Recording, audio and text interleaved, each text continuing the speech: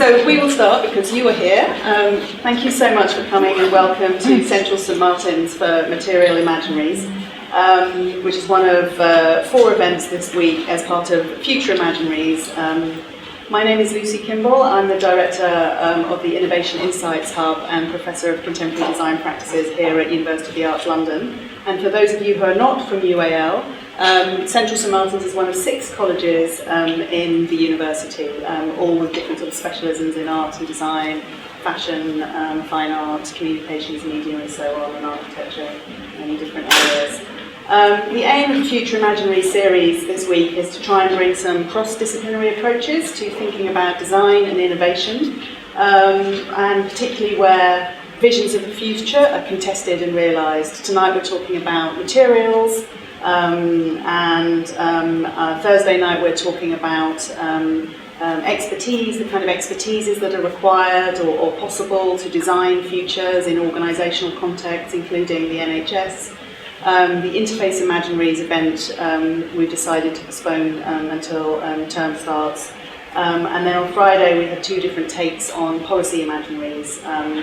So I hope you might be able to come back to some of those if you are not already. Just to let you know, we are audio recording tonight's event, so please be aware of that. And Naomi is going to be taking some photos as well. These will probably just be used on the UAL blog, blogs or websites, not further, but if you have any objections to your photo being used, please tell Naomi. And just so you know, the audio will eventually, hopefully quite soon, make it onto a record of the whole series of talks this week, which will be on the UAL website. So tonight's topic, presumably you're interested in it because you've bought tickets, which is exciting. So you probably know quite a lot about it yourselves. Certainly I know there's people here who are already working in textile. Do you sit anywhere? Textiles and fashion and other kind of areas of material science.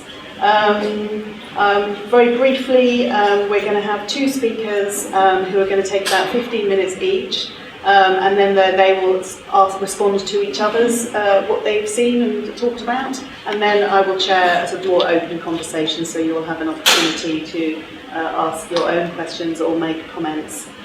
So first we have Carole Collet, who's Professor of Design of Sustainable Futures here at Central St Martin's, and she's Director of the Design and Living Systems Lab, which is a specialist hub here at CSN. And her research work for a long time has been on the boundary of design, textiles and materials, involving extensive collaborations with different kinds of scientists and other specialists. In 2013, she curated the major show Alive New Design. This is Alive New Design Frontiers in Paris. And I think we might see some of that today, as well as much more recent work of her own production of engaging, looking at how design and materiality come together. So for designing with living systems as sort of active co-participants in creating new things.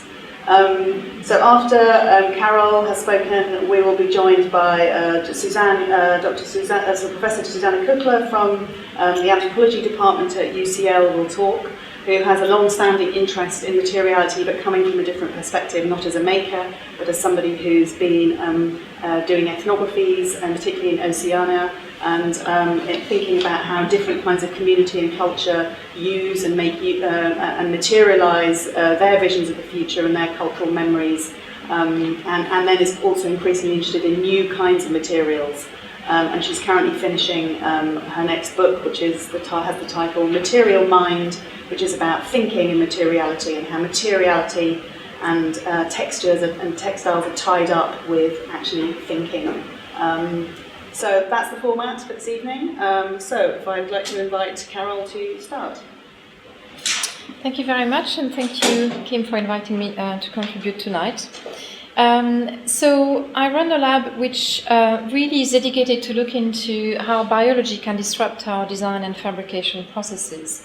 So I'll be specifically talking about biomaterial and biomateriality tonight, not the broader context of materials.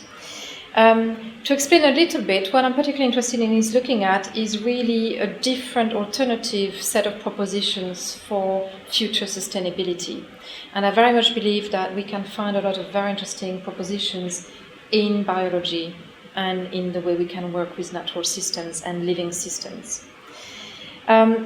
I want to talk very briefly about why I believe that there's an advantage to design and produce and manufacture the way a natural dynamic living systems would. Because most of what I do in the lab and most of the work of our students, PhD students, is really related to understanding the advantage of a natural biological system. I'm going to give you one particular example because I'm really, really fan of diatoms. Diatoms are microalgae that live in the ocean. There's a huge range of different kinds of architecture. So this is one kind, but there's loads of different kinds of shapes for diatoms. What's particularly interesting in diatoms is that what you can see, so these are microscopic pictures, and you can see the white is a sort of outline of their shell. And the shell is a silica-based shell, so it's a glass-like shell, which they manufacture themselves out of traces of silica that is present in water. They use protein and enzymes to turn these traces of silica into a glass shell. And this is really interesting because the way we produce glass is much more energy intensive and polluting. And I want to refer here to Benio's, who in 1997 produced still a very seminal book when you look at biomimicry and design. And I keep coming back to this particular quote because when you're a designer and when you look at manufacturing, it's really, I think, a very pertinent way of thinking. Life can't put its factory on the edge of town, it has to live where it works. As a result, nature's first trick of the trade is that nature manufactures its materials under life-friendly conditions. That's not what we do. In water, room temperature, without harsh chemicals or high pressures. Benio's talk about the heat, beat and treat approach as well. So we use a massive amount of energy, massive amount of mechanical and chemical principles to actually turn and transform materials. Whereas a diatom doesn't do that. And yet they produce fairly incredible shapes. And if you look at the precision, I talk about precision engineering really because it's very detailed architecture. And that's how we make glass. So if you start to understand this, this illustration as, you know, how could we begin to manufacture or to biofacture like a natural system does, that's very much what I'm interested in. But it's not that simple. And I think there's different ways to go about it. So for the lab, I've sort of devised a framework that informs different kinds of propositions. And it's a very contestable framework, and I hope that in our conversation we can actually debate and critique this framework. But it is so complex that I felt it was useful for me to start to really look into a kind of different set of categories. So very briefly, on the left, we have what I would call where the designer is really looking into biomimicry, so mimicking nature's principles but using conventional technologies, which doesn't necessarily lead to sustainability. So remember, my interest and one other piece of my work is sustainability. And if you think about the Velcro, which everybody is familiar with, Velcro imitates how a seed pod attaches and detaches. So it's imitating that principle of attachment that we find in nature. But Velcro is nylon, it's produced from petrochemical, non-renewable resources. So when we talk about biomimicry, it can be that it leads to a sustainable design or manufacturing system or not. So we need to be quite careful around how we refer to biomimicry. But where it is interesting, and the way Benio's talks about it, is really when you look at how biomimicry and biology together mean that we can harness biological functions. And Benio's talks about biologizing the design brief. And so you're actually working with living systems, with natural systems, to clean up a pipe, I'll show you some examples of materials. So it's really where you start to kind of co-work with a natural system. And the third category is only, it's a very recent proposition. It's when you start to look at going beyond imitating a natural system to try and really biofacture like nature does, by hacking living organisms and reprogramming them. So you're turning a cell into a natural factory, but getting that cell to produce a substance you want, as opposed to the substance it's evolved to produce. So we'll see examples of that as well. And in a different version of this model, it's really looking into what does that mean for the designer and our perception of nature. We could spend the next 2 hours talking about the meaning of natural, cultural, nature, deep ecology. This is a fairly simplified way to perceive how we can actually start to think about how we design. So this echoes the previous slides where nature is a model, where you're looking at biomimicry principles, so you're learning from how termite create a mound that is actually maintaining its own temperature, to nature as a co-worker. So the idea that my co-designer, my co-worker might be a mushroom or might be a bee is a fairly new way of thinking in design. And we use, I always find that word very funny, but we use husbandry principles, so the idea of cultivating, looking after plants or animals. And so in that case, the designer becomes a designer cultivator that has to care and create the environment of growth. And in the third proposition, nature becomes a hackable system. And I chose that word, it's on purpose, quite shocking that you can hack nature, but actually it's what synthetic biology and recent bioengineering principles allow us to do. And we're moving to a synthetic nature, which is a reprogrammed nature, effectively, where the designer has to understand the language of biology and has to work with biologists or has to become a biologist.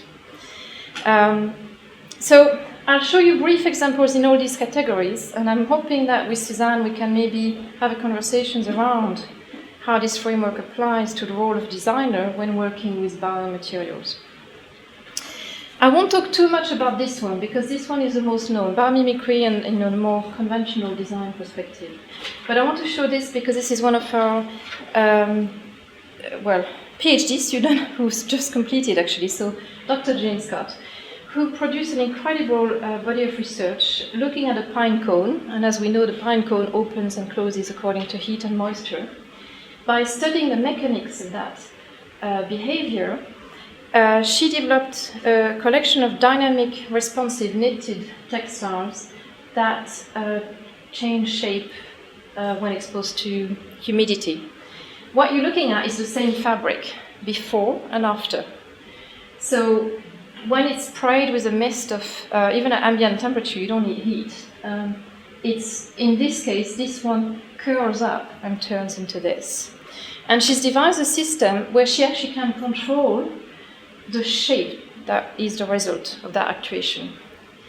I don't have time to show you too many examples, but really interesting body of work. This is 100% linen, and it's, I don't know if you can actually see, can you see it sort of twisting in the middle? Yeah.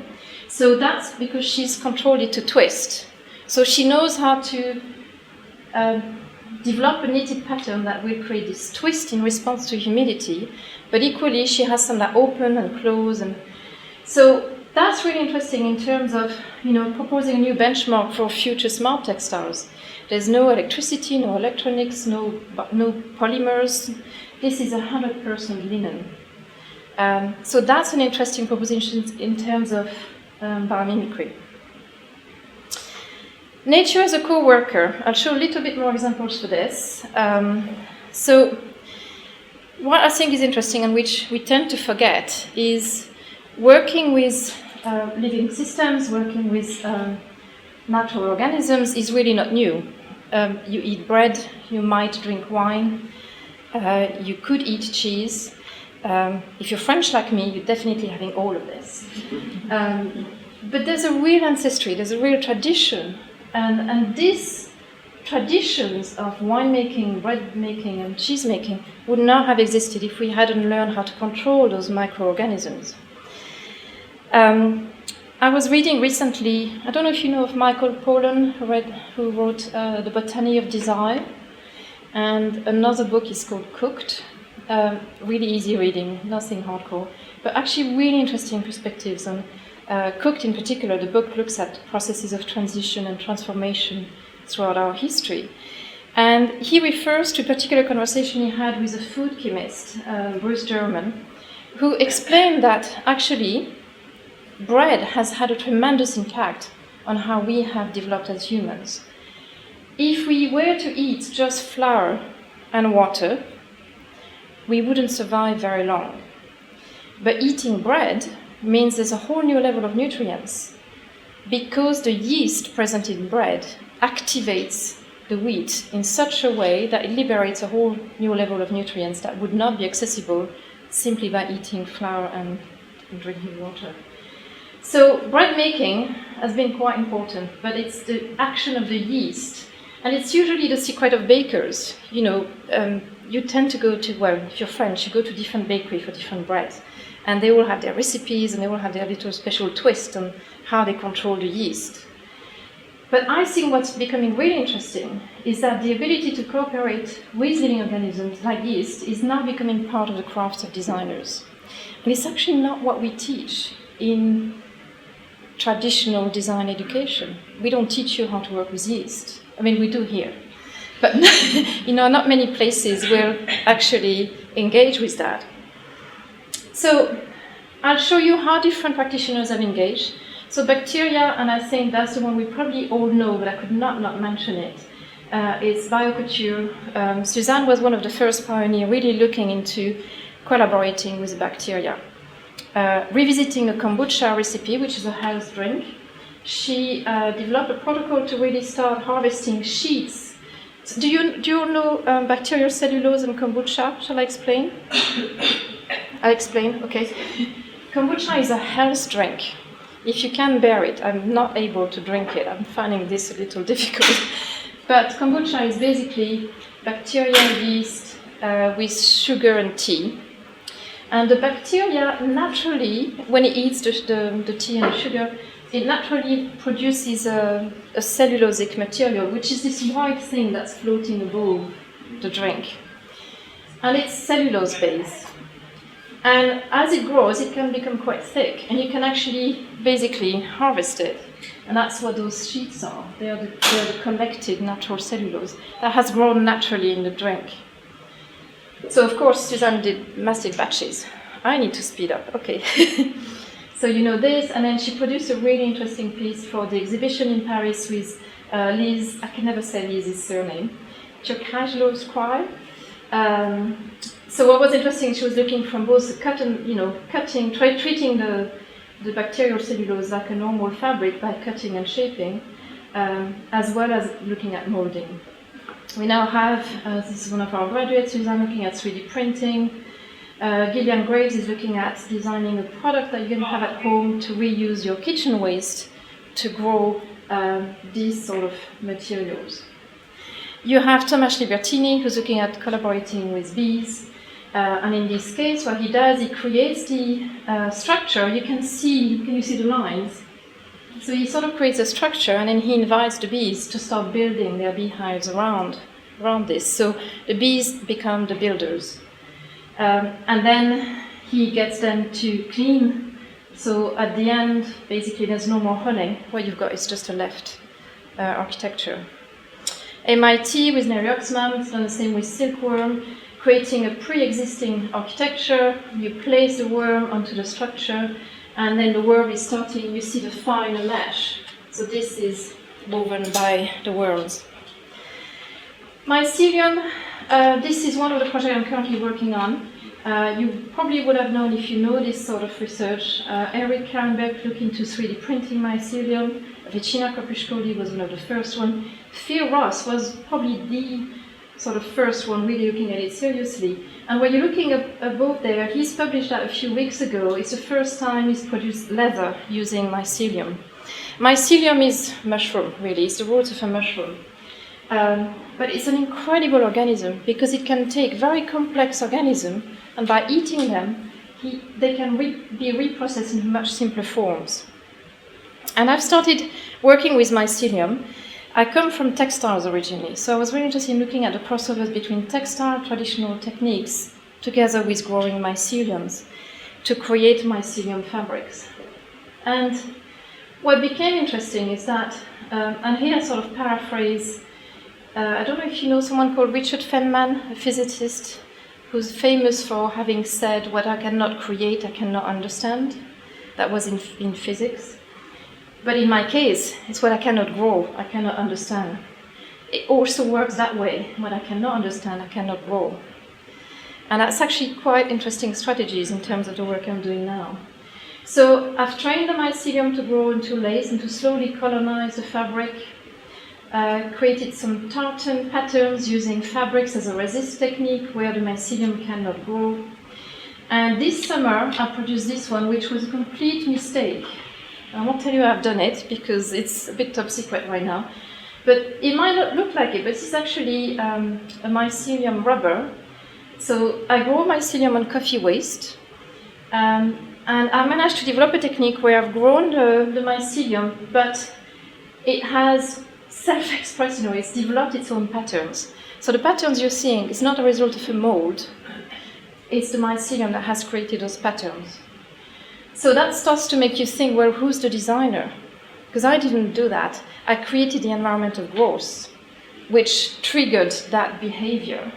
But I didn't design a pattern. And when you're a textile designer, normally you design a pattern. You don't actually just design an environment of growth. But I think this is what's becoming interesting in design right now. If you're looking at biodesign, is really, looking at, we're moving from manufacturing to what I call horticulturing, and we're moving from the man-made to what I call the grow-made. And that's really a different proposition for designers, because what's interesting is we can now intervene, and this is to show you that it is really behaving like a rubber. It's as flexible as rubber, but it's coffee and mycelium. There's nothing else in there. So it's really changing the way we begin to think about it. And I'll hurry back with the final category. Nature as a hackable system is something I started looking at nearly 10 years ago now, when synthetic biology became a bit more prominent. And I quite like this quote, because as designers, we tend to always be interested in looking at the next hype or the next technology. What does that mean for our practice? And in that sense, I think designers work the scene of technological emergence, and we hack the present of this technology to create the future applications for this technology. Synthetic biology, if you don't know what it is, have a look, but basically we can now write a genome of a species on a computer. We can boot it up in a cell, and we can get that species to make something we want. We can only work with very simple organisms, yeast, algae, microbes, but it's completely beginning to revolutionize what will become the UK bioeconomy. In 2012, George Osborne announced synthetic biology as one of the 8 key technology for the future of the UK. Massive boost of investment. The government's published the biodesign for the bioeconomy this year, where you can find much more detail about it. But so it's becoming a very realistic context for designers. So for us, it's important to know how do we work with these new biotechnologies. That's one of the definitions. You'll find many definitions for synthetic biology. I'll show you 2 examples very quickly. This one is a bit old, but I think still pertinent. If you're looking at what exists in nature, cotton, the bark cloth, or this mushroom, they really show textile-like qualities. So my reasoning was that, okay, well, we know that in nature there's a set of codes that say weave or lace or make a fiber. And synthetic biology is based on the idea of cut and paste, of gene editing. So I sort of speculated that we could start to look into a whole new digital biomateriality, where we move from the natural to the current way of making lace to what I'm proposing is to make reprogrammed plants that will grow food and lace at the same time, or in this case it's culinary herb and a scented lace with basil numero 5. I also made a lace doily with strawberry roots. I really work a lot with roots as well. When I produced this I began in 2010, the biologists I was speaking to kept saying, no, synthetic biology is only looking into energy and medicine, and this is where it's going. We're not looking at textiles. Well, actually, it's all happening in textiles now. Bold Thread is a US-based company. They've now reprogrammed the yeast to make silk. and they've gone commercial this year. So synthetic biology is really starting to take over what's happening in textile manufacturing. I developed a further project from that to really look into fur, and it came from this particular quote, which I found rather shocking. It's actually 2001, which was early on. But the idea that because of synthetic biology, we can start to mix species, plants, animals, I thought that was quite interesting, since we're starting to cross boundaries of animate and inanimate worlds. And I'm particularly interested in fur, and looking into, could we come up with alternative ways to produce fur?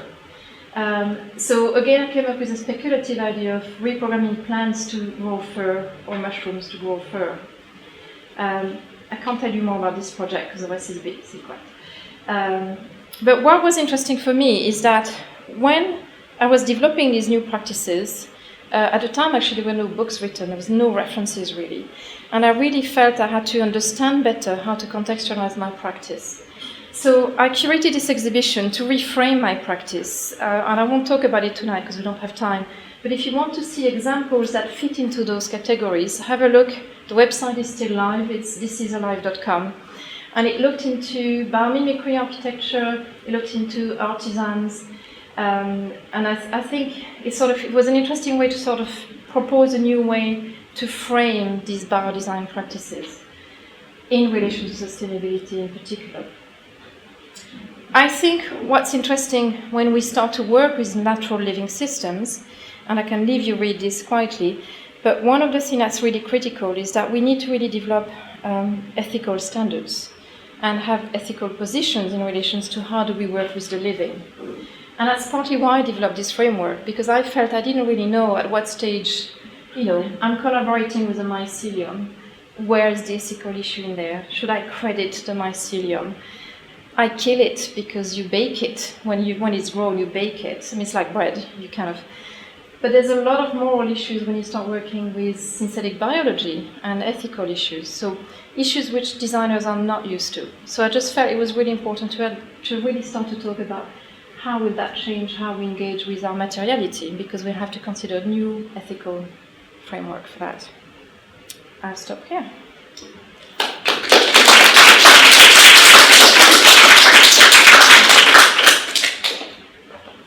Put yours on.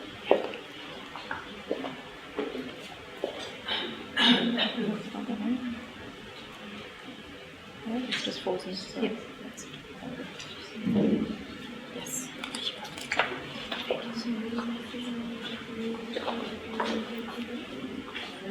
That was absolutely fascinating.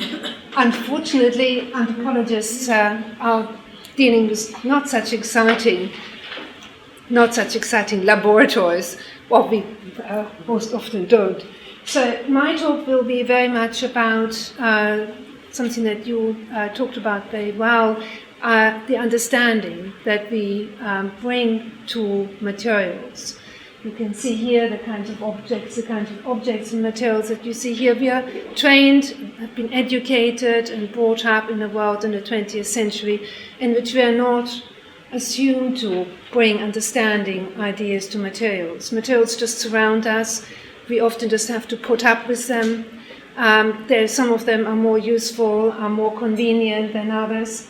But we are not exactly enticed to ask precisely what they are, how they come to be, where they come from, who has made them, etc.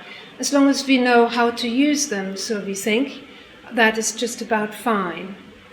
So these kinds of materials which are surrounding us, which are all products of industrial revolution, of the kind of 20th century advent of synthetic materials production, have become ubiquitous. They are everywhere. They are in the smallest corners, in the most remote corners of the world. You will find them. They're drifting through the Pacific and the ocean. They're eaten by sharks. They're eaten by humans. They're part of us, inside and out. And we can't escape them anymore. They have become so ubiquitous that we do not question their existence at all. And we think of all materials to be like that. And if we would assume, if you are trained as designers, you are thinking of developing a material or something that will be as ubiquitous in the future as these kinds of materials here. And the more ubiquitous, the more kind of homogenizing the material will be, the more successful that material is supposed to become. It will become more valuable than other materials that even though one could argue, if you go into value, that of course the rarer materials have the highest value, etc.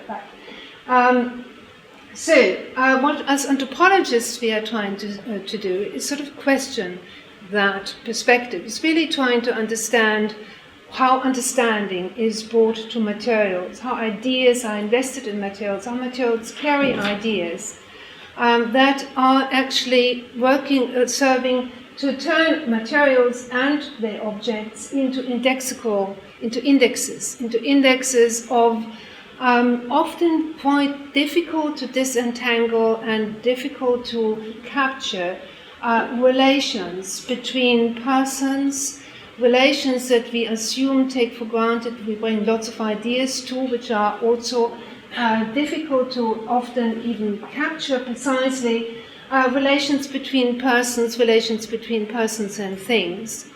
And what I will try and do in my talk today is show you that actually something quite fascinating happens when you begin to probe for the ideas that are attached to materials, that literally kind of materials then carry with them, that these ideas have become quite resistant to change. So, of course, once you create a successful material, the kinds of actions that surround these materials become really quite rooted and very difficult to shift. So what we have here today is, of course, we live in the kind of world in which we have more materials than we can possibly even count. New materials are constantly being created.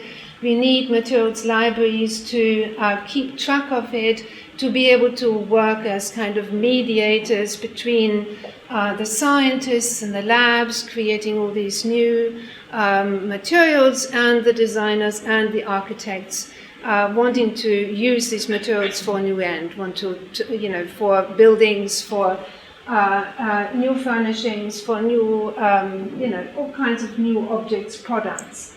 Now, the kind of ordering that we create often is actually quite traditional and really very stable, very static. The kinds of classificatory systems we are using to discern, to distinguish, but also to find relations between materials is quite, has remained unchanged, ironically, for 200 years. So these ideas are incredibly stable, are very difficult to shift. But they are not necessarily working any longer to really enable translation of the understanding that you would hope somebody out there in the world to bring to the material when it is actually used, and the kinds of understanding that the scientist has brought to the material during its creation. The two don't necessarily come together very nicely in these kinds of classificatory systems that are used to make sense of the kind of world of materials that surrounds us.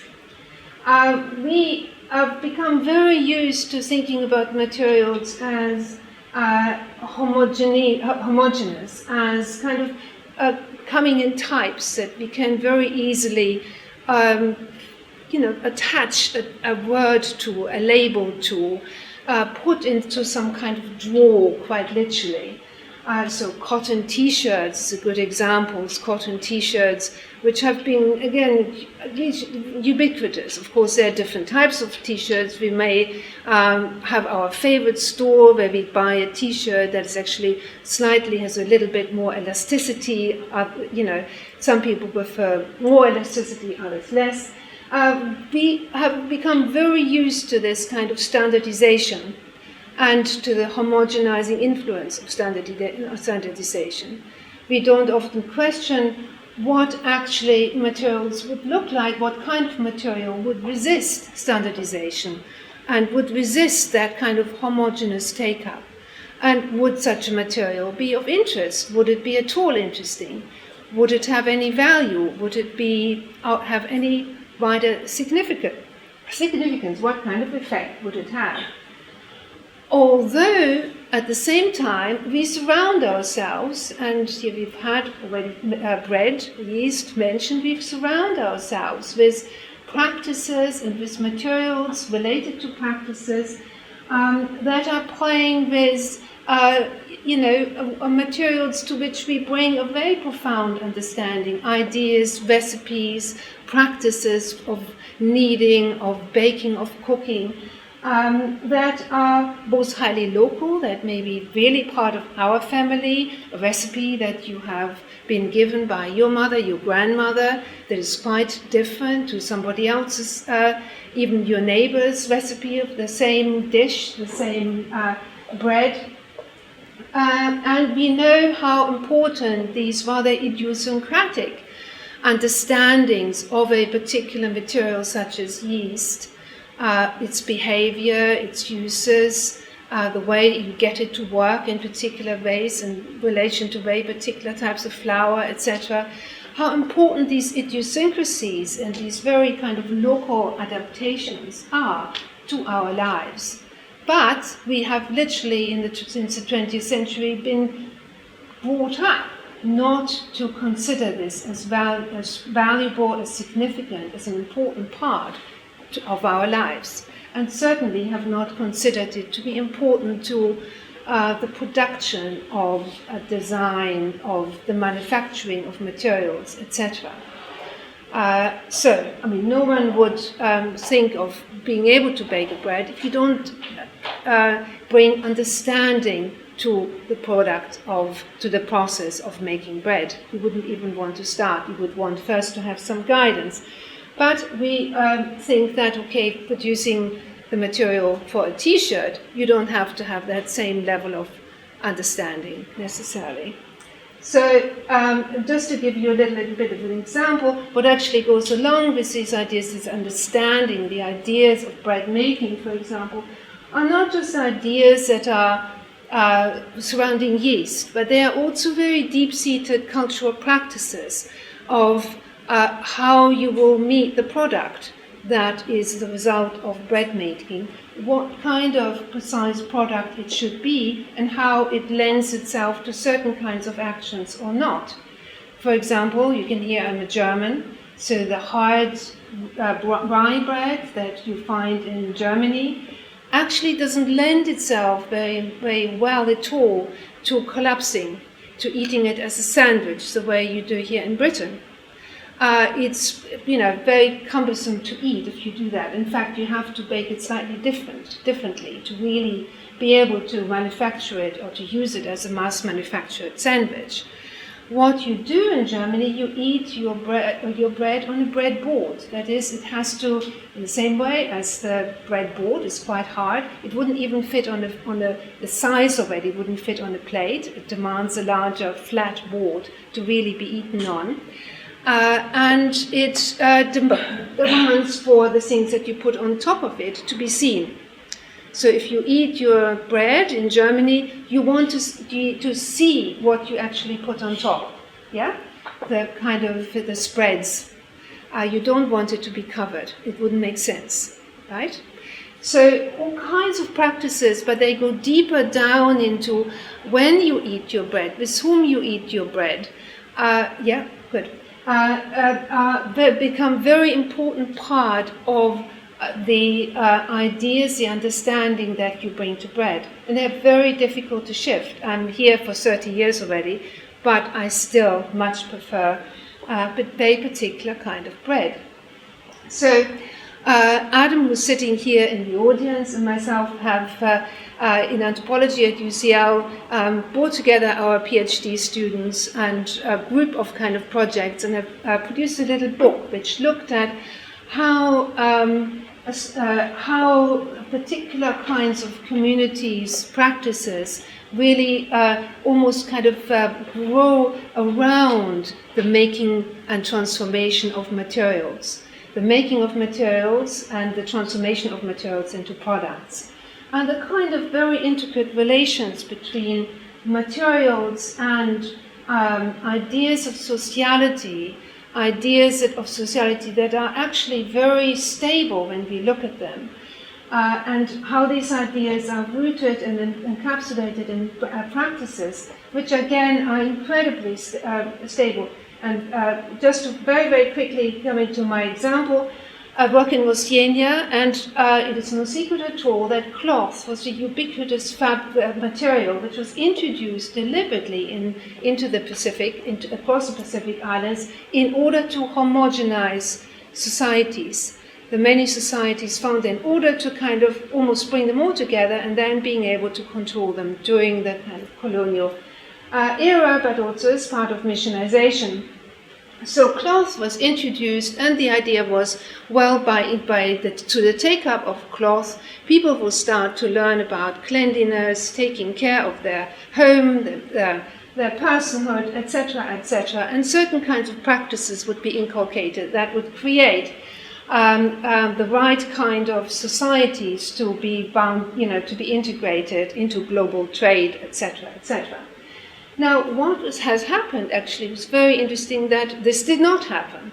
That Pacific women took clothing apart, took cloth apart, cut it up, turned it into clothing, unraveled sweaters, turned it into crocheting, into lacework. A kind of transformation process which in the Cook Islands in Eastern Polynesia has probably been brought to the kind of, you could say, absurdity, or to the greatest kind of pinnacle of achievement, where huge quilts, patchwork quilts, are being made out of ready colored cloth, cut literally or torn into tiny, tiny pieces, which are then re-sewn, re-stitched. Importantly used for all kinds of ceremonies, binding together people across generations, across island groups, etc., in very complicated exchange processes. So what was introduced as a material that was meant to kind of stimulate, inculcate certain kinds of very particular forms of sociality actually has turned out to do so, but it's a form of sociality that in fact matches on very, very nicely onto indigenous ideas, of local ideas, very local ideas of what a society is, of how sociality is meant to operate, to work, in a way that is probably has been or enabled the most massive resistance to ideas of that came from Western colonial powers right up to today, and has enabled people to absolutely articulate identity and forms of sociality using materials that are coming from local resources, wearing them ostensibly over the introduced cotton fabric. So you see here an image of a Nuana woman wearing her basket right in front on top of the t-shirt, demonstratively so, and a Tongan lady being dressed up in a mat, which is also demonstratively wrapped around the textile beneath. Now, this is not necessarily, of course, the Tongan lady you see being dressed up clearly for a dance, but these the baskets and the mats are worn in an everyday fashion over the clothing, not just for particular ceremonies. If you look very, very briefly at the kinds of materials that resonate ideas of sociality, which actually have remained incredibly effective and productive in bringing people together in adverse circumstances. We here have the coconut palm. Coconut, of course, the coconut falls into the sea, it drifts. In fact, every single coconut palm is descended from another coconut palm, probably hundreds of miles away on another island. So islands are actually fundamentally connected through the very simple coconut. Now, the interesting aspect of the coconut palm leaf, that in fact it is it needs to be worked. In order to be worked, it needs to be worked and kind of almost has a particular kind of geometry that is dual. It has two sides, and you need to work those sides either together or separately, okay? But it's fundamentally two-sided. And this two-sided aspect of the material is profoundly resonating with the idea of the double and duality that pervades island socialities in areas of the Pacific where the coconut palm is ubiquitous. Fundamental way of organizing life is embedded in that kind of very simple geometry, and you could call it mathematics, of the coconut palm leaf. Very differently, if you look at the pandanus, which is another very ubiquitous natural resource plant, grown and owned by local people. The pandanus is very widespread in Polynesia. Now, the pandanus has a very different kind of fruit and very different kind of leaf structure, which literally the idea that is sort of attached to it is the one and the many, that actually the many, you can divide one leaf into numerous strands, and you combine these numerous little pieces into one mat, one basket, one something. So the many make one, and one is many. So the idea of plurality, multiplicity, being fundamental to oneness, to the idea of unity, identity, etc., is a fundamental idea that pervades totally every single aspect of life in Polynesia. Here you see it in the quilt again, in the Cook Island quilt, made out of thousands of little pieces, made by 8 women together, each making one triangle of these, you see, 4 pieces, have to be sewn together in such a way, using exactly the right kind of pull, so that the whole thing fits beautifully and is even. Because if you pull too much on one of the triangles, of course it will kind of, not sit very evenly at all. It will start bubbling up. This whole thing, which is literally bringing one, or these 8 women together, becoming quite literally one body, one entity, then moves into one grave where it is buried, covered, wrapped around one deceased. Yes? So many of these quilts. So many, again, constituting one. So the idea of multiplicity and heterogeneity, fundamentally important in the Pacific, completely has resisted the homogenizing intentionality of cloth that it was introduced in the Pacific. Cloth intended to actually create that homogeneity, totally turned up on its head through the actions that the material was capable to unleash. And certainly in the Cook Islands, the particular material that is used is very important. It's a fabric called aslin, which is very coarse, very heavy. Actually, it bleeds, it cannot be washed. These things are never meant to be actually used at all. It has to be, you have to be able to rip it. So again, it's a very particular kind of material that allows these kinds of things to be made. Different kind of cotton would not have enabled these kinds of quilts to be made ever.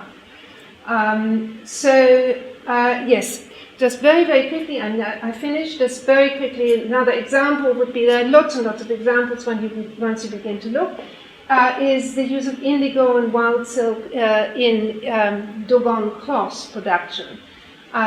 Fundamental aspect of knowledge of women. And here we come to the ethical question. That kind of knowledge is actually secret knowledge. It's not knowledge that is very widely broadcasted as to how you produce, how you harvest the wild silk, and how you then turn wild silk into a usable kind of strand that you can weave into the cloth. in the same way indigo, but indigo and what brings indigo and wild silk together is really the kind of the crux of the matter, the kinds of ideas that this material kind of almost inculcates, asks for, and resonates with, is a very exciting story. And just some of the questions maybe that we want to sort of discuss when we think about design futures. You know, how do we actually foreshadow, how do we foresee what are the kinds of worlding, the kinds of societal, the kinds of social relations that either the material will enable to bring about, or that the material will kind of demand in order for it to actually take off, in order for it to be taken up. Yeah? So understanding, I think we will probably be able to take off maybe from that idea. So, good. Thank you.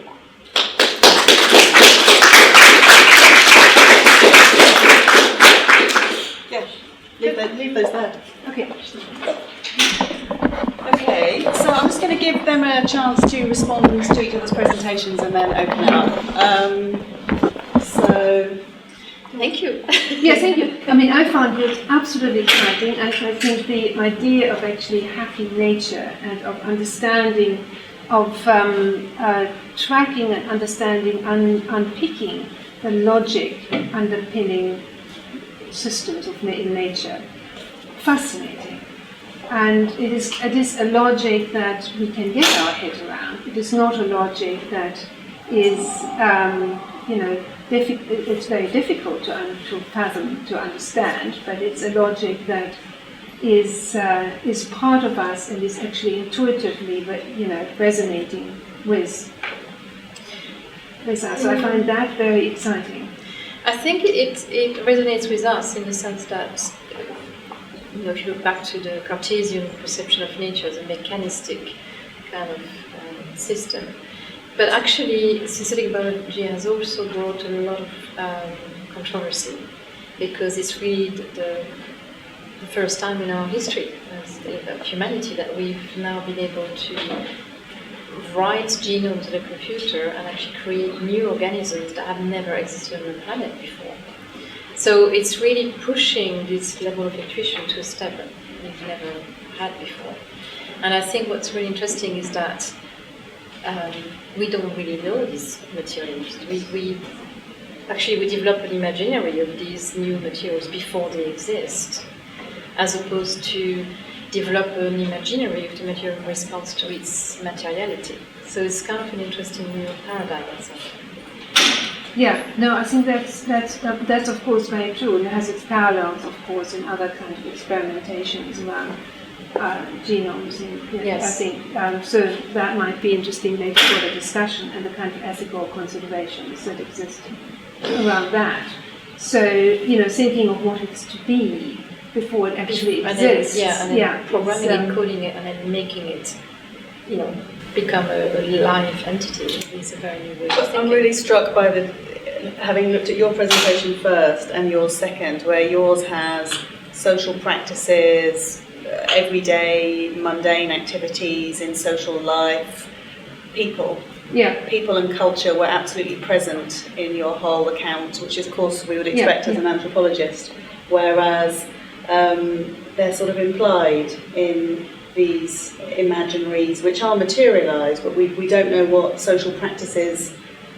Is it today's social practices, or is it also with these new materials imagining future social practices?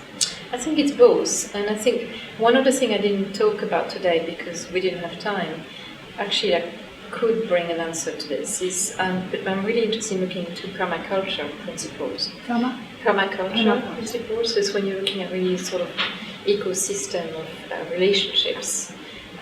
So you find a lot of permaculture examples in gardening techniques. Yeah. So it's a sort of extreme bio-organic gardening, if you want, where everything is composed in a way that the ducks will eat the worms that will not it's kind of a very complex system.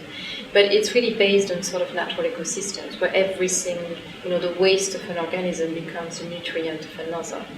And it's really based on these principles. But there's now a lot of permaculture principles that are transferred to looking into social issues and social innovation. And I think it would become interesting to look at how these imaginary of ecosystem can feed into how we now can grow one particular material, because I still think we need to think about its ecosystem in which it can live. I mean, in your talk, you also used the idea of the garden and of course, a kind of the particular term that you use of the right kind of fertile ground in which you think you can grow things, yes, like in a garden. So you have not just one particular entity, but you will have several different kinds of entities that somehow have to kind of interrelate and form a relation, productive relation with one another. And the materials, I like the title of your book, because the materials have a life of their own. Yeah. Which, normally, I mean, I'm trained from a conventional textiles background, where as a print textile designer. So normally I would, take a fabric and develop printing technique or laser technique, but, it's an inanimate, dead thing that I'm starting with. But in the case of the work I'm doing now, it's living, it's got a life of its own, and it dies. So I was telling Nicola earlier, I had some, because we had such a hot summer here, I work in a garden studio, and some of my experiments have died because it got too hot. And so you need to look after them in a way that you don't need to look after the material which is inanimate, which is what we're much more used to do as designers. So it sort of opens up a whole new, the materials have a life of their own. I think materials is quite interesting. It's not the singularity of a material existing in and of itself, but it's the material in your lab which is overheating and then growing. So it's the material in relation to the very particular kind of physical environment in which it sits. And it's that sort of, I think, in anthropology, I mean, we can sort of, that's where I see we are probably quite similarly thinking that materials are existing in very particular kind of relation to each other. And it's in that very relation that actually ideas and that this kind of attachment then can take place and understanding can resonate from. When you just deal with one material, thinking about designing an imaginary material which doesn't exist yet, I'm thinking of baking an imaginary dish or imaginary bread which doesn't exist yet. Yes, it can be the product of searching and finding and trial and error, etc., etc. But you can also see and kind of foresee the end product in relation to other kinds of, say, dishes that you would use with it. If you think about cooking, etc., or garden, the size of a garden, the slope of a garden, is it south-facing, is it, what kind of earth is there naturally, then it's very stony earth, etc., etc.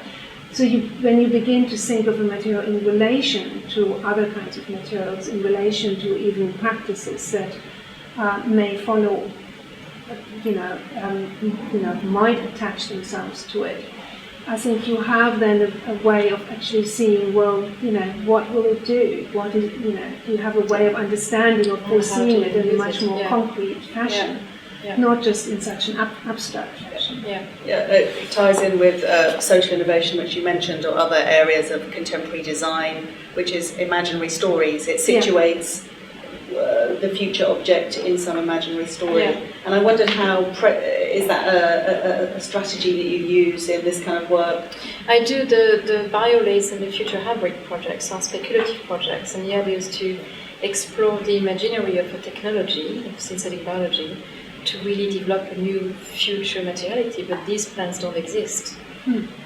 I've just created an imagery of what they could be if we decided to program these plants to behave that way. But what's interesting is, because actually in this case the material is also the technology. The plant is the technology that makes the strawberry and the lace. And normally you've got a material and then you use technology to alter and transform the material. But with synthetic biology, the big shift is that the material is the technology. It's the growing, dynamic, living technology.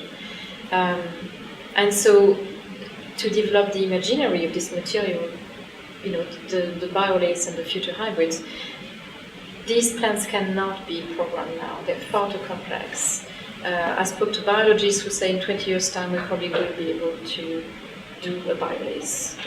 But right now it's not possible yet. We can work well with small microorganisms, but a plant is a very highly complex entity actually. So we can't yet program them. But 20 years' time is not that long. No, it's not long. And I was actually quite surprised when I was told it would probably take 20 years' time that we would get there. It's actually quite a short time when you think about it.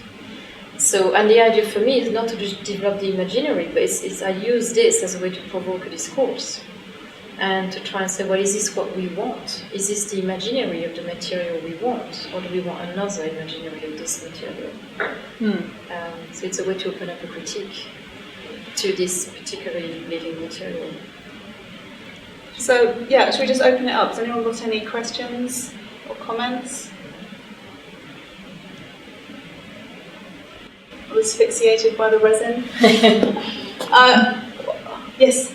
I just think it was really interesting what you were discussing about how we create attachments to materials if they're removed from our experience of making them and working with maybe our hands with them or something. That I find that what we were discussing between the two of you. I mean, how will we?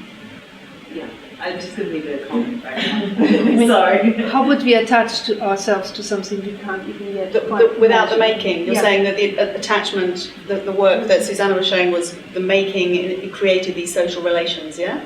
Yeah, very much so. So does this change in the future, or how do we become attached if we're not doing the making? Yeah, because synthetic biologists are talking about, what would be useful for them might be,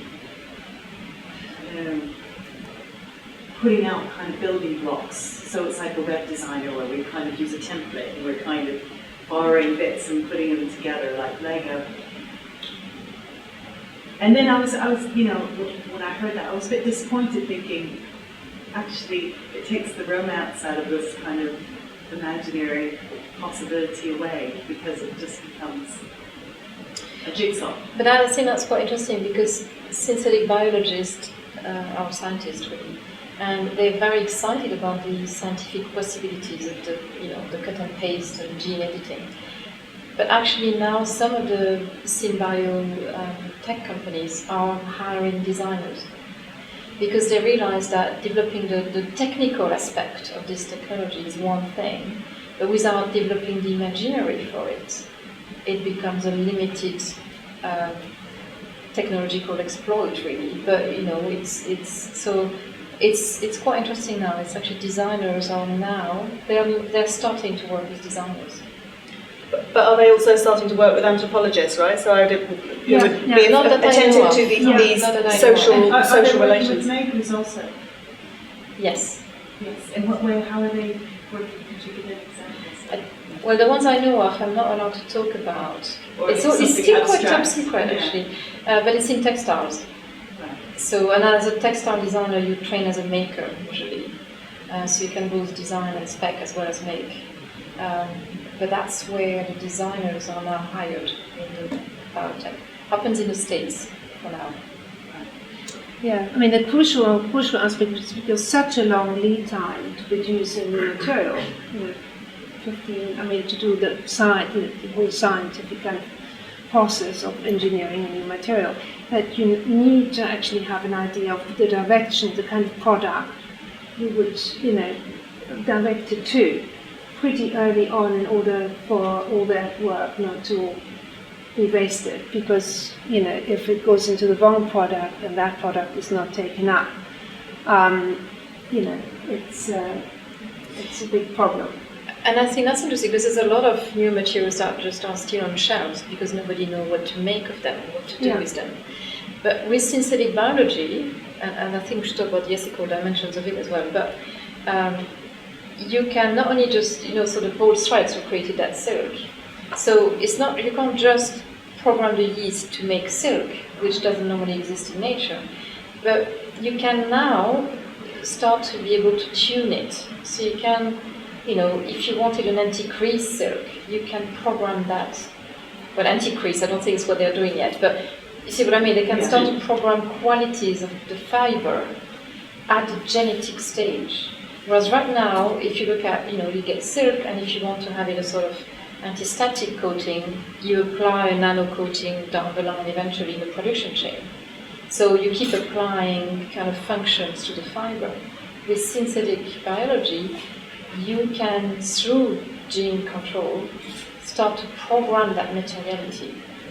That's why they need the designers. Because we know, if you're training textiles, you know what kind of market we want, what kind of silk. I find this really fascinating, and it's like product design in a way. You're kind of looking at things. Sorry, I'm kind of monopolized.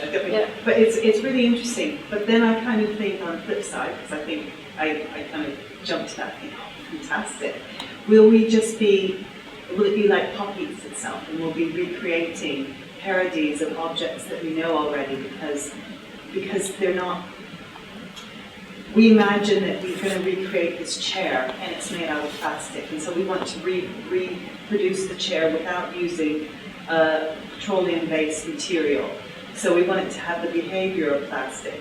But really, and as another kind of way of looking at it, is maybe it should never even be a chair. What I mean? I think where you're leading as well, which is really interesting, is that, and it's one of the critique of synthetic biology, for instance, because there's a lot of use of the sustainable narrative. It's going to be the next sustainable technology. It's extreme genetic engineering, but it's talked about in terms of sustainability, which in itself is a great paradox. But the idea that you could grow materials as opposed to go through petrochemical transformation is interesting. But if we keep the same consumerist mindset, I think that's an issue. So I don't think we can look at just this new material technology. We need to look at how we consume. And you talk about the chair in the middle of London Design Festival. How many more chairs do we need? And I think we designers are very much responsible for how much waste is created. And so I think we can't think about these new material technologies in isolation from the way they actually connect it through our social interactions. And I think we need to remain, critical of what do we really need another chair. And what are we going to do with all the plastic chairs if we get to see bio chairs? Do you see what I mean? It's kind of, so I think all of this, and it's so new and emerging that, it's not really kind of fully controlled and understood, but I think there's a lot of thinking to do with, if we keep consuming at the rate we are, it will be problematic, synthetic biology or not. It is already problematic. I mean, Susanne? all the kind of developments point towards much greater localization of production, from the capacity now to 3D print, which you can actually have in your back room, away from the big factories where hundreds of people had to live around. The kind of much more distributed nature of production, a much more localized and even, much more, maybe, less mobile, less kind of homogenizing production. Quite a different and completely opposing, in fact, the kinds of momentum that the Industrial Revolution has unleashed, the kind of technologies which produce one thing that is then, multiplied a million times and shipped all over the world. So one plastic bucket finds itself, in Africa, in every single corner of the world, and it's, simulacrum is exactly the same as any other. That kind of is, what you're describing is completely the inverse. It's totally opposite. It really lends itself much more towards this kind of really highly localized production and also consumption. But that contradicts and goes against the grain of quite invested ideas in economy, markets, distribution, value, which are, gearing towards the kind of mass production of something. Yeah, and I showed, if you remember the slide of the mycelium slide, I showed Phil Ross, the leather mycelium. Phil, about 10 years ago, he's worked with mycelium for a long time now, and he came up with growing bricks, and it was about this idea of local, decentralized, because you grow mycelium on waste usually, so it can be corn husk waste or agricultural waste, and they're very interesting when when you bake them. They become really a lightweight composite. And so he was really proposing that, why don't we start growing bricks? If you look at the building industry in terms of sustainable impact, that would have been quite an interesting thing. You grow it on local agricultural waste, and you can grow bricks to start to develop shelters. So that's, this sort of kind of growing material can lead quite easily to this sort of decentralized thinking. So the suggestion is that these kind of designer-led practices could lead to challenges to current capitalism, current intensification of technology in particular kinds of firms where the designer is hired in to help create the imaginary, Yes. but actually what you're talking about is this local situated, local knowledge, local expertise, that's possibly, although there are of course elements of that with Makerversity and other kinds of sort of fab labs and so on, we're sort of stuck within this existing system, and you're saying there's this potential. It's There's like a these potential. small micro examples Yeah. that could lead to this other kind of imaginary of Other ways of production, doing it. consumption, That's right. and That's use and different kind of circulations. I mean, the exoticization of ethnographic kind of case studies of materials production is always kind of an antidote to this large, but it seems sort of slightly inane, making something out of a bandana sleeve, and we don't really take it seriously, but not very many anthropologists who take it seriously really what people do these days.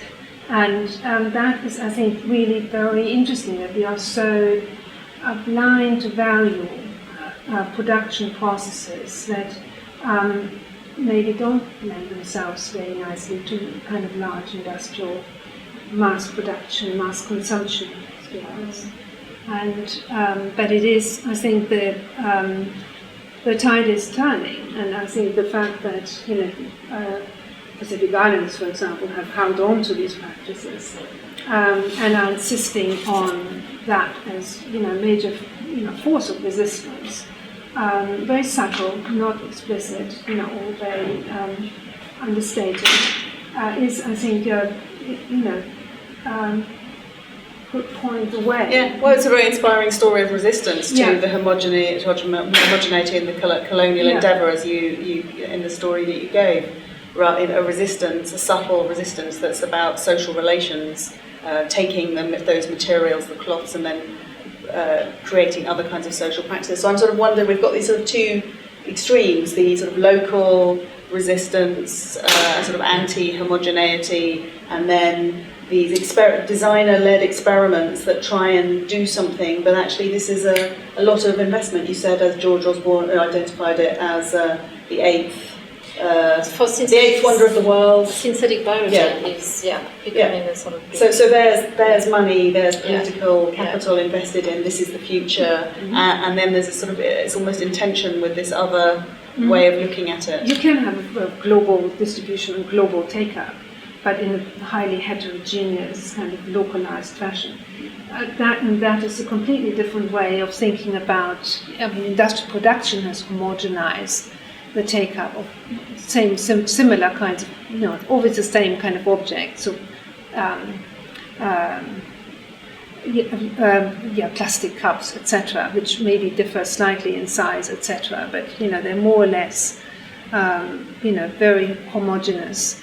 And we are sort of, what you're describing, this new kind of synthetic biology enables actually maybe a global take-up, but localized and right now variations that are much more sort of. I think synthetic biology is showing more trying to raw materials differently, but to fit in existing system. And that's where I think my critique is it's a missed opportunity. Yeah. Because the yeast growing silk is literally like you grow beer. It's in giant bioincubators. So why don't you grow silk locally? But it's not the model they're looking at. They're looking at penetrating the textile market as it exists now, as a global kind of initiative. So I think Whereas the biomaterial like the mycelium, like ferrous, is much more, but that's not synthetic biology, that's just working with, that's collaborating with natural organisms. And I think there's a different approach to that than to working with synthetic biology. Synthetic biology is becoming a really kind of big technology, massive investment. And so it's sadly not trying to challenge the infrastructure it fits in. It's just Mr. Politician. In relation to what you just talked about, I was particularly struck by the intimacy of Carole's presentation, the way that we have to understand materials and get to know them. And it did seem to be potentially very problematic, because I think something like intimacy and people sharing understanding, sharing knowledge is actually very, very difficult for society to cope with. I think a lot of sociality depends on anonymity and sort of abstraction. Not necessarily. I mean, if you take the bread, which was interesting, we both talked about bread. I mean, there's bread making around the world in every kind of culture with loads of different recipes.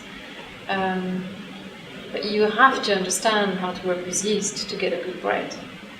But there's many different understanding of working with many yeast. different local And I think that's practices. what's quite interesting for designers is, there's loads of people now working with mycelium, but we all go about it very differently. And so it's kind of quite an enriching environment in that sense.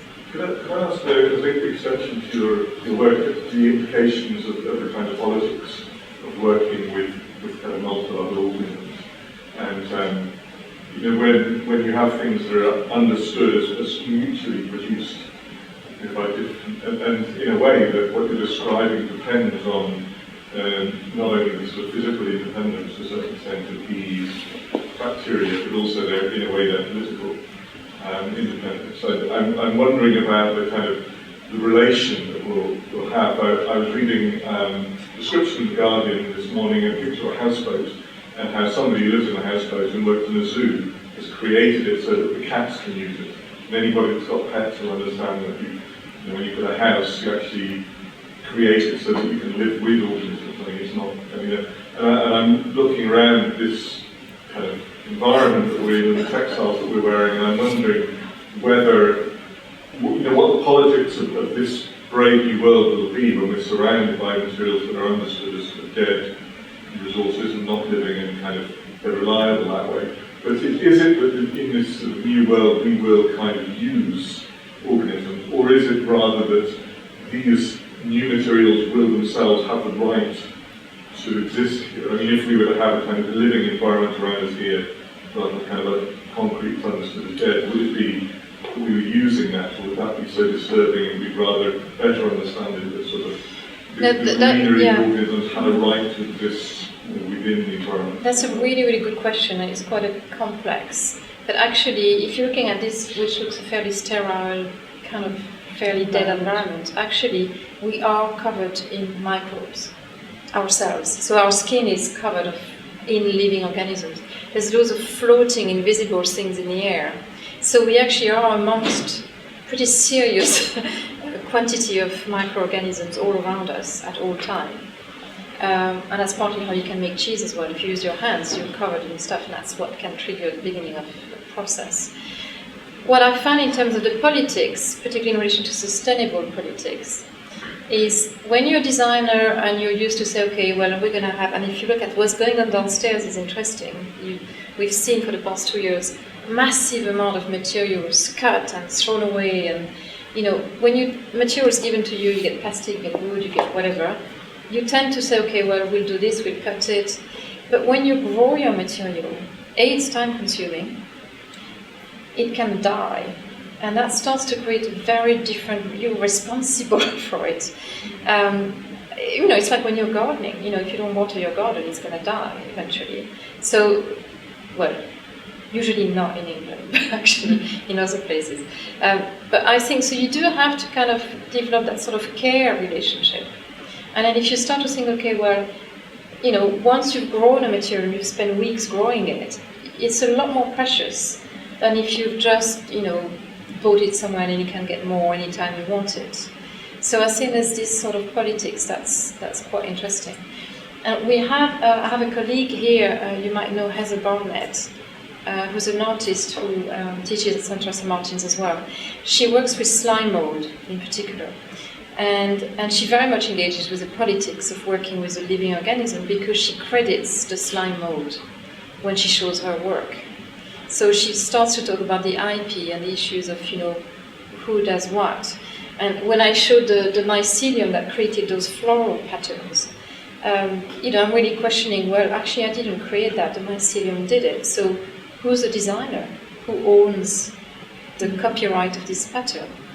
Because I simply created the conditions for living for this mycelium to grow, but I didn't mold it to force it to take that shape. It just grew like that. So who's the designer? And that's the whole politics of the co-designing with living organism is really interesting. Mm-hmm. But it's the same when you make bread. You co-design, you co-work with your yeast. And if you don't manage it well, you can have really bad bread. And if you manage it really well, you'll have a really good bread. So it's this kind of, in a way, symbiotic sort of interrelations of creating the conditions of growth, understanding how it grows and what it needs to grow well, and then you get a sort of good response, in a way, from your organism.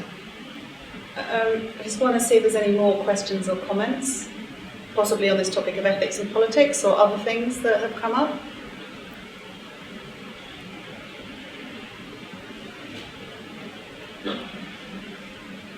I have one question, which is that you seemed earlier to be using the word imaginary slightly differently. Mm-hmm. You seem to be using it to describe how a culture hangs together, that its ways of relating, which includes personal interactions, but also the objects and how those are arranged and sort of how those flow.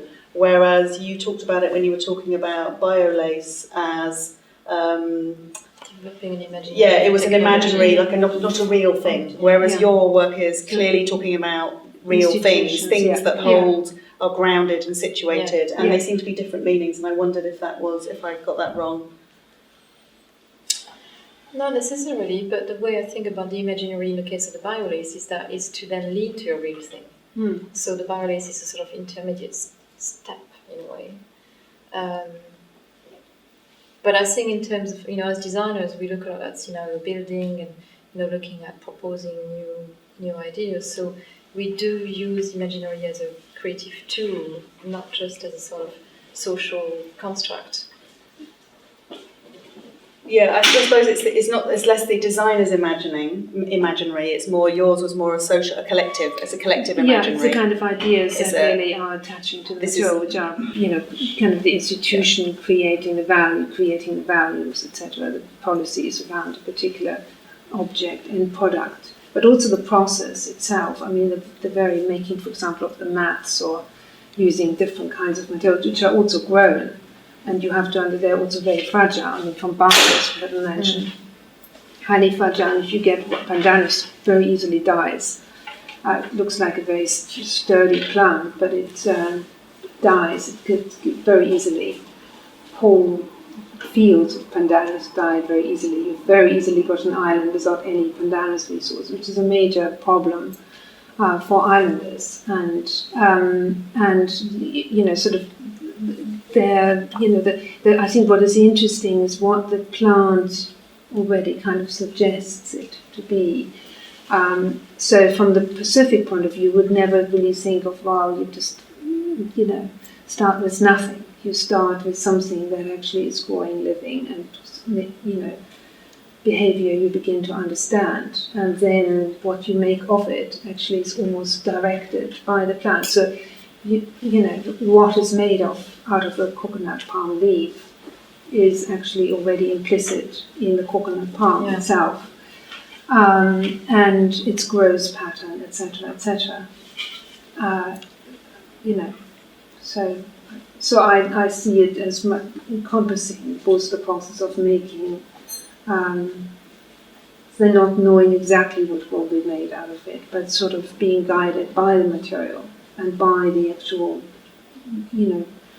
also living system. And in a sense, I just was thinking real kind of baking. We've talked about baking, bread baking. The other is wool, isn't it? Wool is really very much a kind of material that we grow, and that actually, knitters, professional knitters up in the Shetlands, etc., really know intimately and have to know intimately in order to really know, turn into good products. So, I was thinking your question on intimacy and understanding, as I wonder, yes, I also am much more on the side that you have to, in a way, that has to be there in order to really, almost intuit what it's going to be. What it's going to be is not just, probably not accidentally suddenly happening, but it's a way of intuiting through that intimate understanding and of the process itself. Into textiles, I thought of ethnography in Romania, say villages where women used to embroider sort of folk clothes for Sundays and holidays. So you get lots of sort of men and women in the villages wearing clothes that their wives had made, the men wearing. But like the suggestion that you would know how somebody's wife had made something, the kind of your knowledge of kind of the intimate knowledge of other people's clothes and how they were made would be obviously kind of dangerous. That situation has to be controlled. So the implications of sort of me knowing how other people's clothes are made, or the animals that made them, or the microbes, or whatever, is really very interesting but dangerous sort of territory. So that's, I was thinking of that kind of area when I was describing sort of mutual intimacy that we control. But also, thinking of Mary Douglas' Purity and Danger, the kind of boundary crossing, fundamentally productive, in fact, of sociality. And therefore, I would think, really, I would put my bets on it as we work. Okay, any final questions, observations? Yes? With the gene editing and things you've done with plants, what are the main ethical issues that you've come up against? So I haven't gene edited the plants I showed. They're photographs I've created. They're not real plants. Oh, okay. Just make that clear. It's not possible yet. Nobody can do that yet. What's possible is to gene edit at microbe, algae, yeast level. So they're small organisms. The ethical issues, the first one is there's a moral issue of, that means we now are in a position as a species to create new life. So that was quite a big shift. But in terms of ethics, the main issue, which is often discussed, is, so we're creating these new organisms, and if you look at the bold thread yeast producing silk, it happens in closed loop environment. But there's a lot of questions around what if some of these new yeast that do not exist anywhere else in the world escape. So there's this sort of issue of biopollution to that extent. So that's something to sort of think about. But where it has become a bit more sort of heated debate, someone called George Church in the States was really pro-pushing as far as we can go with synthetic biology. And he's talking about maybe we can recreate the mammoth. And so we can actually recreate species that have disappeared. They are now actually trying to resurrect a species, the passenger pigeon, because we have traces of DNA of those species. And even though they're extinct, we could try and reuse these historical DNA bits we have to reprogram and recreate a lost species. But then the issue is, those species have disappeared, some of them because of our human intervention, some before us, but to revive those species in an ecosystem which doesn't exist anymore, what will that create? So, if you introduce a species in an ecosystem which it doesn't belong to, you really disrupt that ecosystem. So, so those are some of the issues to think about, is how far can we go? Should we recreate new species that have disappeared as well as create completely new ones? And to what extent we control their potential impact on existing natural environment? And there is one, actually, the European Union has just published an interesting paper on synthetic biology and biodiversity. There's a Cambridge startup that a few years ago proposed to reprogram a plant that glows in the dark. And if you can look, it's called Glow Plant. You can go online, you can see it. It's a Kickstarter funded project, and you can actually pre-order it. But one of the issues, and actually I spoke to the scientist who was doing this, and he was really critiqued in the scientific community because, you know, the issue is that, well, we don't know what will happen. Will this plant start to mix with other plants if you put it outside in the natural environment? What will be the consequences? And will we start to suddenly have a glowing nature because it will start? And he wasn't really that worried about it. So it's been a very product has been quite controversial. But what is really more worrying is that if you look at the EU, the States, and China, which is really going for synthetic biology, legislation is completely different and a lot more loose in China and in the States than it is in the EU. And I think that goes back to a bit of your question as well, is, you know, if we use synthetic biology to create more gadgets, that's not going to really make much sense in terms of our future on this planet. We need to use it for things that could be pertinent. Textiles is an extremely polluting industry. It's the fourth most polluting industry. So to look at synthetic biology to produce textiles in a better way is pertinent. But to have plants that glow in the dark because it's a cool gadget, that's a bit less pertinent. So I think it's kind of really, it's developing this ethical stance on, you know, where do we need to use these risky technologies? Where will they make a difference? I think that is a really beautiful place to end. Thank you.